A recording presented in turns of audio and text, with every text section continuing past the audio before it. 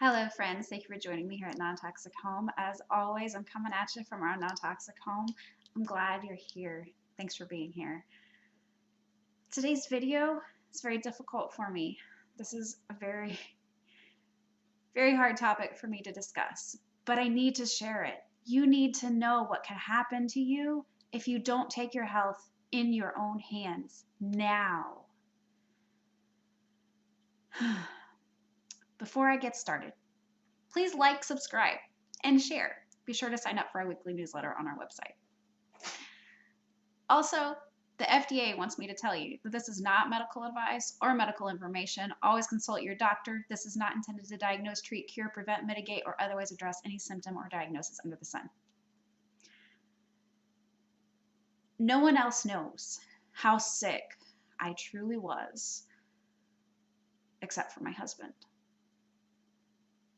There's not one person living or who has passed who knows.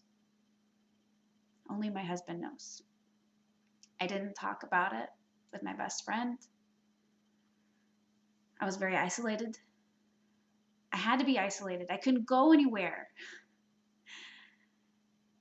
The issues that were most prominent for me, that were scariest for me, of course, anaphylaxis. Anaphylaxis can kill you. I've used hundreds of EpiPens or epinephrine injectors. I don't know how many I've used. I didn't keep track. It was a lot. It all started with the diagnosis of fibromyalgia when I was 13. I averaged about a diagnosis a year after that. A cause was never even considered.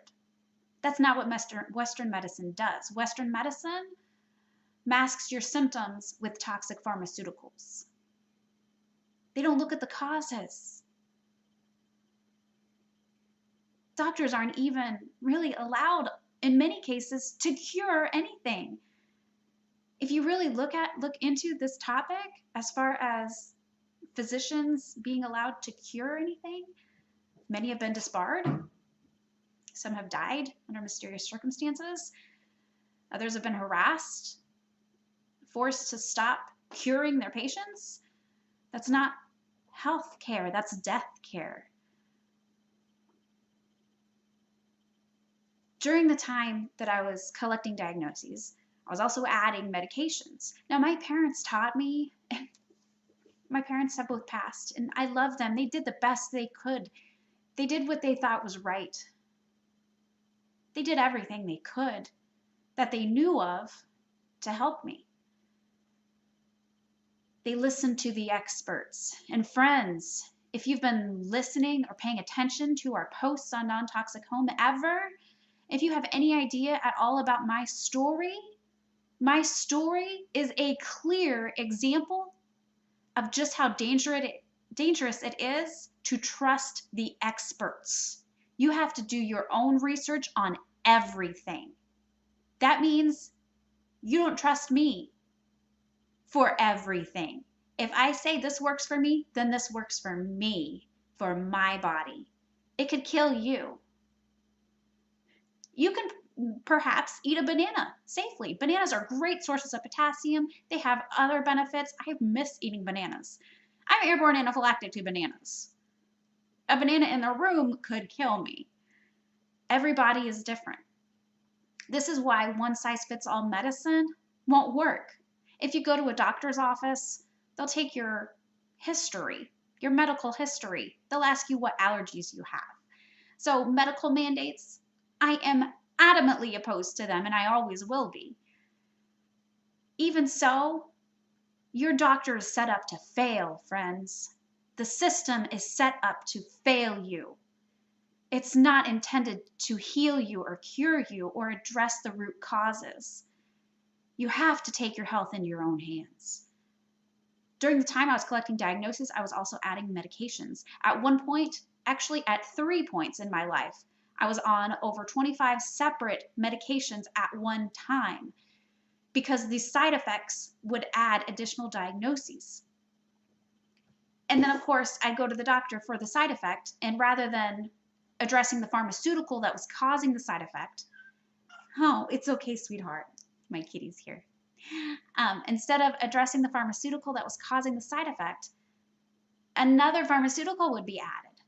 And I didn't question it, friends. Why didn't I question it? Why didn't I consider the fact that we're being poisoned on all fronts? Just because I didn't know any better. I trusted the experts. Please heed my warning cry. Heed my story. Listen to my story. Listen to how sick I got.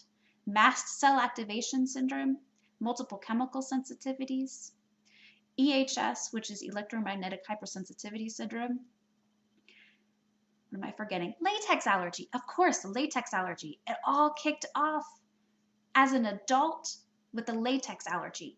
In 2012, I was on over 25 medications a day. I was a zombie. I was miserable. All I did was work online because I was so sick all the time. I couldn't handle working outside the home.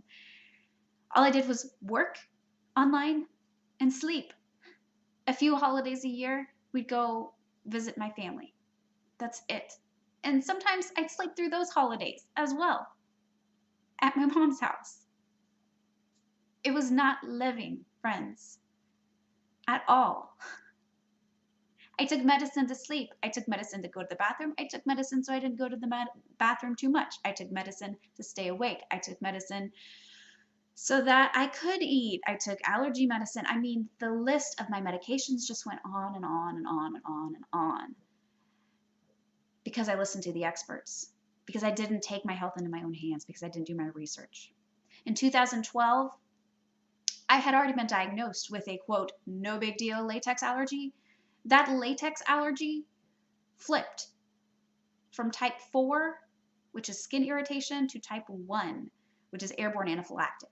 I didn't even know it was possible. I had been told it was no big deal. I had this in my medical records, okay? This is important information. I had been told very clearly that anytime I went to a new doctor, I had to tell them that I had a latex allergy. That's very good advice. Please take that advice. What I wasn't told was that if I didn't avoid latex, the latex allergy would progress. Well, it progressed. And as a result, I lived in the bathroom for 6 months. I worked online from the toilet with a bucket in front of me.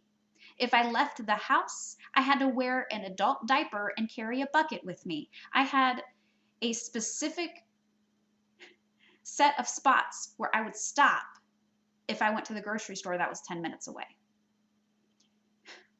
so that I could get sick into the bucket. Or at a friend's house, I had a friend who lived halfway, and I would stop at her house to go to the bathroom. That's not living.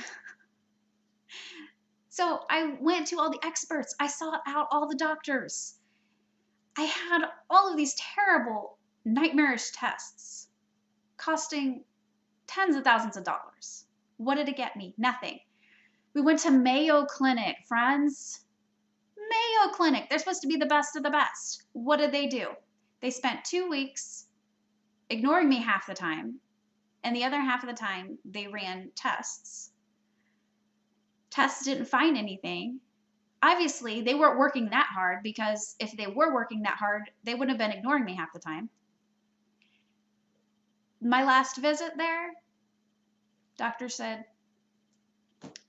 I don't know what's wrong with you. Good luck. Wow. So we just spent 2 weeks and how many thousands of dollars on nothing? We came home 2 weeks later. I had my first airborne anaphylactic episode to latex. My husband brought home a sprayer that had a rubber hose on it. Like I said, I didn't know I was supposed to avoid latex. I just thought I was supposed to avoid condoms, latex gloves, and put it on my medical record. I did what I was told. I did what the experts told me to. I had allergists, not just one, during that time that I was diagnosed with a latex allergy initially. Since then, I've seen scores of allergists and fired all of them. I am currently without an allergist because I fired all of them because they're all idiots. All the ones I've seen. There's one that was wonderful, and he suddenly has decided that EMFs can't trigger mast cell activation syndrome, even though I handed him peer-reviewed studies that demonstrated otherwise. He's been bought by industry. Everybody has to answer to their boss. Everybody has to answer to the companies and corporations that give them their paycheck, or else. After I came home and went into anaphylaxis that first time, it was really scary, friends. My throat was almost closed on me. We were able to take care of it. Obviously, I'm still alive. I realized what it was, anaphylaxis. I said, what the heck? It was just, the only new thing in the house, in the living room was this rubber hose. So of course my husband immediately, got it out of the room. Once we realized later what it was that had triggered it. And I got online. I found a latex allergy group on Facebook, which was a lifeline for me for many years, and I was an admin on there as well. Some very knowledgeable people in that group that literally saved my life. There's also, I don't know if it's still around or not, a Yahoo list, email list. I don't even know if people do that anymore, but if so, it's out there. That's an option as well. But from searching Google, I didn't find anything helpful at all about latex allergy. And a lot of the studies on latex allergy risk people's lives by exposing them to latex intentionally, and they completely ignore the fact that latex isn't just one specific protein. All of the different latex proteins, natural rubber latex proteins, haven't even been identified yet. So there is no accurate test for it, friends. Naturally, when I was pursuing disability, I was tested many times for it and, of course, always failed. Allergy tests, worthless for me because of the mast cell activation syndrome. I can't tell you how many times I've had allergy tests. RAST test, I can't remember the other lab tests, blood work tests. I've had the little spider thing on the arm. I can't tell you how many times I've had the back or the arm, the endpoint titration, which is absolutely miserable. They've always been inaccurate for me because of mast cell activation syndrome. Nobody diagnosed me with mast cell activation syndrome. I had to diagnose myself years after I finally diagnosed myself and realized that it was a problem because of my friends with latex allergy who developed mast cell activation syndrome. I finally found an allergist who did diagnose me, and he was like, well, yeah, obviously you have that. And he was great for a while, like I said, but then he was bought by corporate interests, apparently. As far as how bad it got, I had cipro nerve damage to my arms. Still deal with it today. So I have neuropathy sometimes where I completely lose feeling in my hands and my arms. And so there were time periods where I would try to eat. I just wanted to eat. And so I'd pick up a plate and I would feel it when I picked it up, and then my hand would just go. And so everything that I picked up, I would pick up with two hands. And that sometimes still drop and break dishes. I broke so many dishes over the years because of that. That's just one side effect of the medications. Once I had that airborne anaphylactic episode, everything just fell apart. My body just fell apart. I ended up sensitive to every single soap I could find. My husband shaved off my hair. I have a video on that. Latex allergy warning, I believe it's entitled. I'll link to that as well. And I lost all personal care products. Couldn't wear makeup anymore. I don't want to wear makeup anymore. So I got a video for that as well. At that period of time, I lost all but 4 foods. So I was hungry. I had to get rid of most of what we owned because of latex, because latex is in over 40,000 products. If it's stretchy, if it's rubbery, it's suspect. That's the fact of the matter when it comes to latex. When I finally realized that the experts had failed me, I started looking into the alternatives because I was reacting to the medications that were supposed to be healing me. Obviously not curing, because doctors don't cure, they're not allowed to. Over the years, I got off of the medications, but right now I don't take any pharmaceuticals at all. I still have some EpiPens, but I take natural alternatives now for anaphylaxis. I've only used one EpiPen since we moved into our healthy home. It's been 2.5 years now. Kitty, you're fine, sweetheart. I know. I know. I eventually became sensitive to EMFs. And honestly, it's increased as far as the EMF sensitivity goes. If I'm around a cell phone, sometimes my throat shuts on me. Like, boom. I don't even know I'm around the cell phone, and it shuts. I have lost the ability to go anywhere. Today is November 30th, 2020. I know I'll be posting this later. But I have not left our property since June of 2019. Before that, I left in May. I would go every 2 to 4 weeks to a grocery store.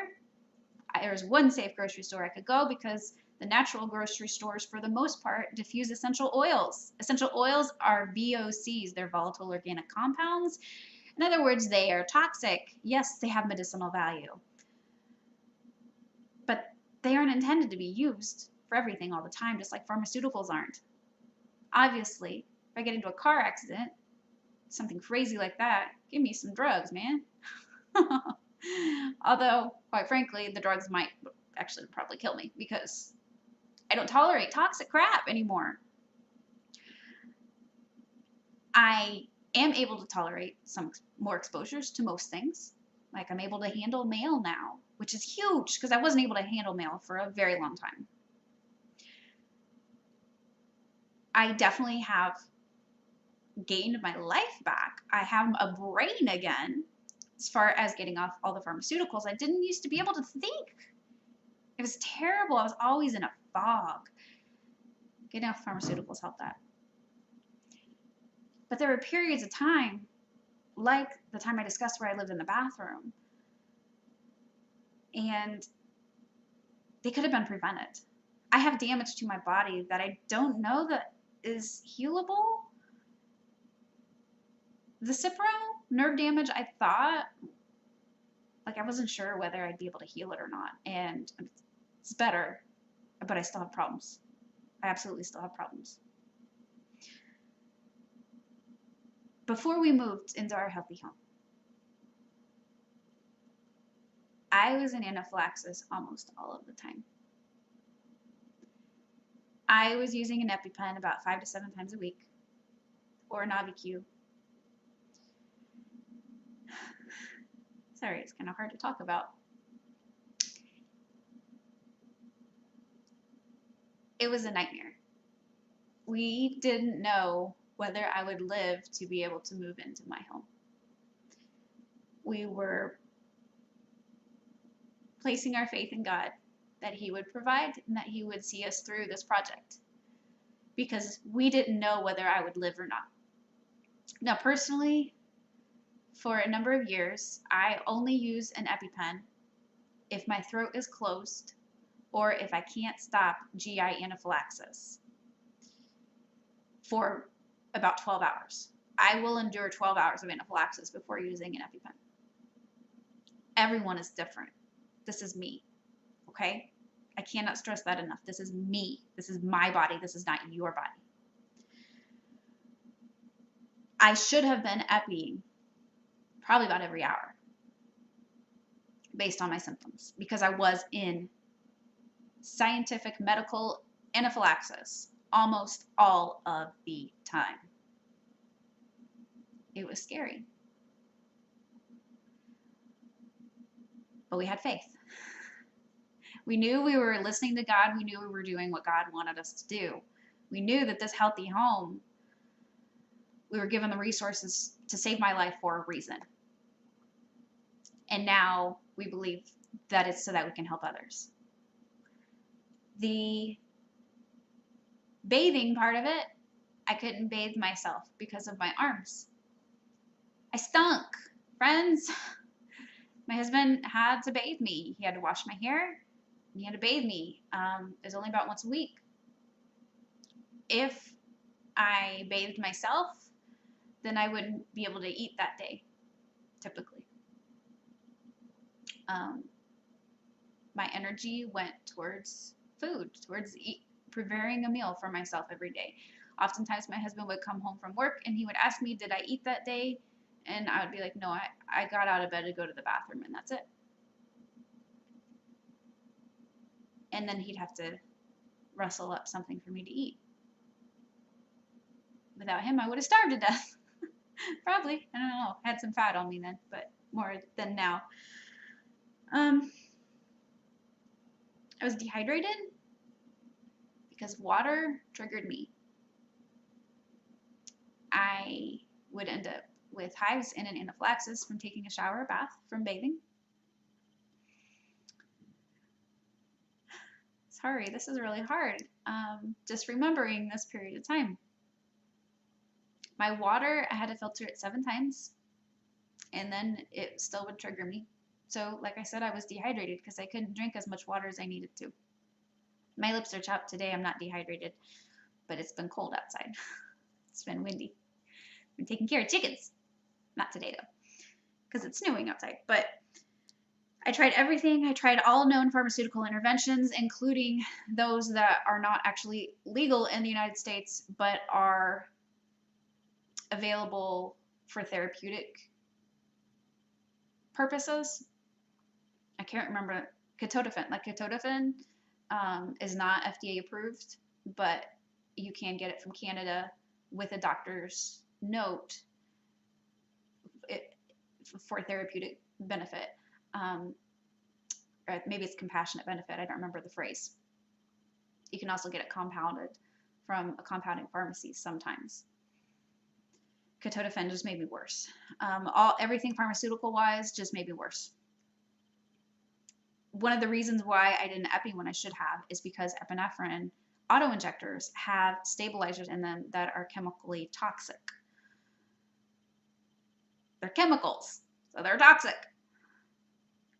As far as whether epinephrine itself, compounded from a pharmacy in a syringe, would have been tolerable for me, I don't know. I couldn't try that option because when I have anaphylaxis, oftentimes I shake. So if you're shaking like this, or sometimes like this, it's one of my symptoms, it's hard enough to use an EpiPen injector, let alone a syringe. So that wasn't an option for me. I wish it would have been, but it wasn't. It's still not because of that. I was taking over 20 Benadryl a day, over 20 ranitidine a day in order to keep my throat open. Please don't do that unless you have to. I was also taking over 8 Zyrtec a day. Again, keep my throat open.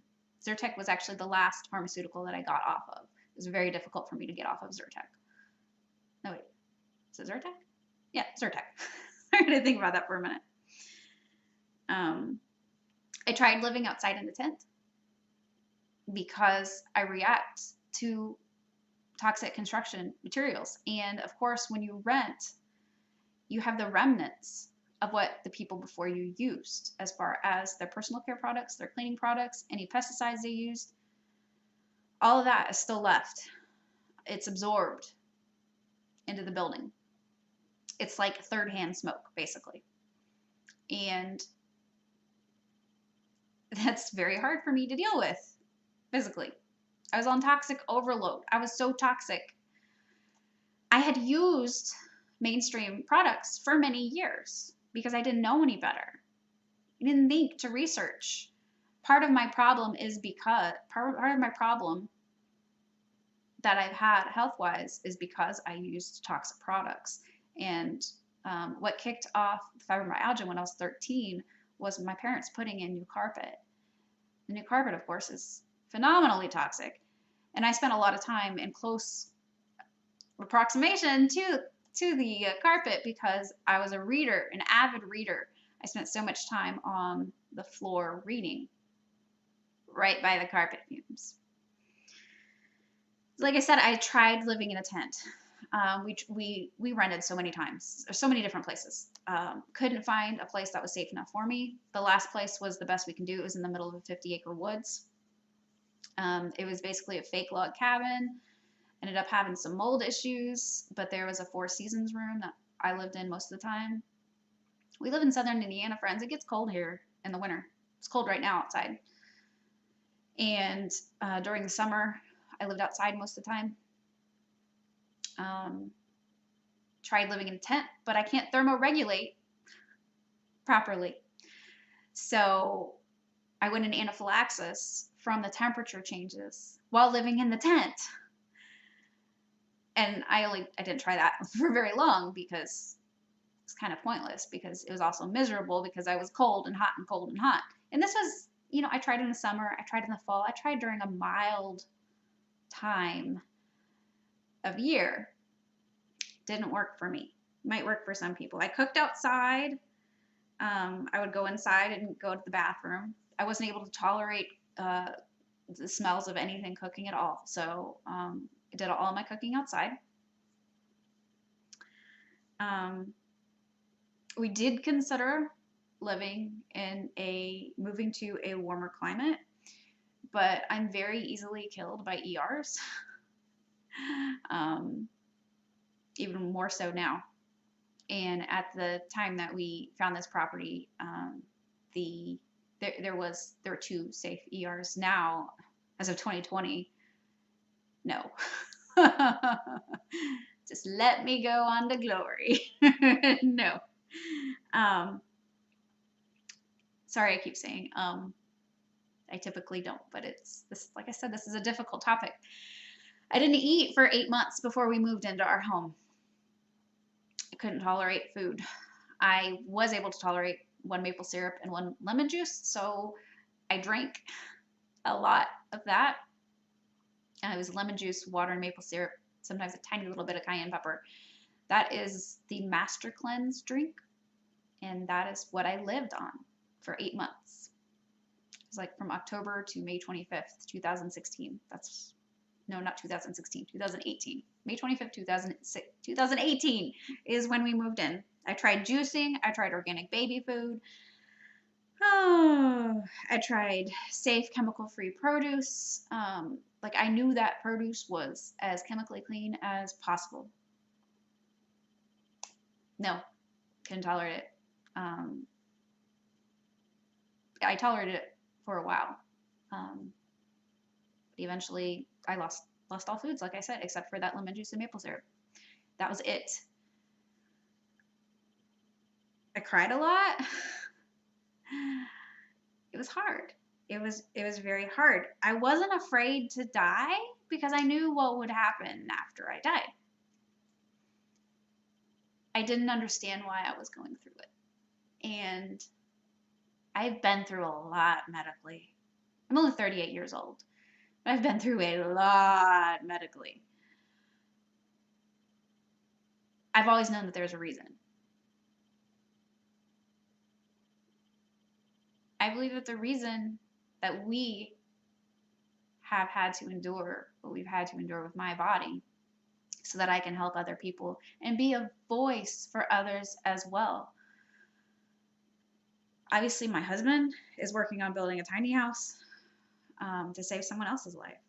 Let me see. Oh, I wasn't afraid to die, but I was afraid to leave my husband behind because I knew how devastated he would be. That was what scared me about dying, was leaving my husband behind, because I knew how lost he would be. At that time, he was working for other people outside the home. Now he's working for himself. And so he's around here a lot more. And so, he's able to learn how I do dishes and how to make his oat cakes, which probably not going to be eaten so much more because I think he's got some symptoms of some other issues that we're going to address with diet. But even though I was that sick, I still got up, got out of bed as much as I could, and I finished the wood for our kitchen shelves, kitchen cabinets, sanded, stained, and it was a water-based stain, so that's a lot of sanding. Sanded, stained, finished with polyuracil. I do not recommend polyuracil. It gives me migraines. It made me sick to use it, but I needed to use something. I prayed a lot. I knew that there was a reason. I knew that God would give me through it if it was His will. Obviously, it was His will. My husband had the same thoughts, wondering whether I would live to move into our healthy home. We didn't talk about it until months after we were here. We were prepared for me to have a Herxheimer reaction when we moved in, as far as getting clean of mold and all the chemicals that are just everywhere these days. And I didn't.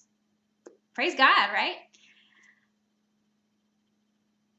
I hope this offers a bit of a warning to you to how bad it can get when it comes to Mast Cell Activation Syndrome, chemical sensitivities, environmental illness, latex allergy,